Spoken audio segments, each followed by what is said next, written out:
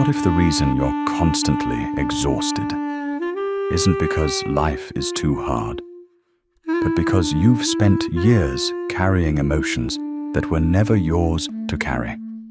Most people believe being nice is a strength, and it is, until your kindness begins costing you your peace.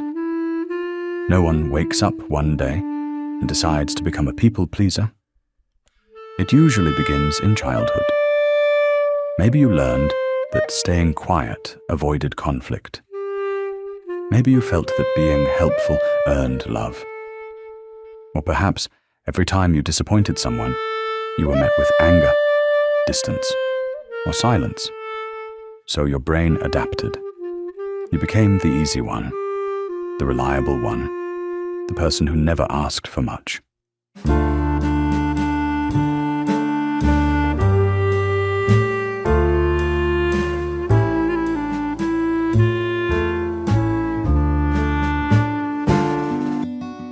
Not because that's who you truly were, but because it felt safer than being rejected.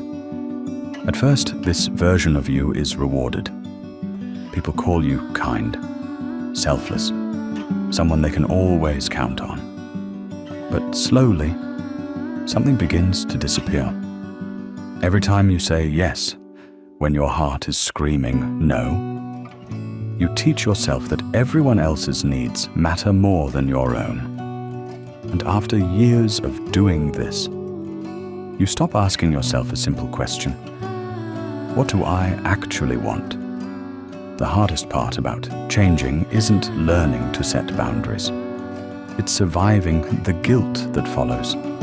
Because when you've spent your whole life believing your value comes from making other people happy, choosing yourself feels selfish, even when it isn't. But here's something most people never realize. Healthy people don't love others less.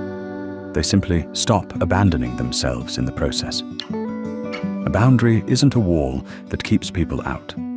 It's a door that lets the right people in. The people who truly care about you won't disappear because you said no once. They'll respect that your kindness finally includes yourself.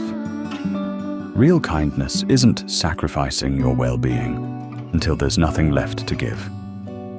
Real kindness is giving from a full heart, not an empty one. So if you've spent yours becoming the person everyone else needed, maybe it's finally time to become the person you needed all along. Because the moment you stop living for everyone's approval, you finally begin living for yourself. And that is where real freedom begins.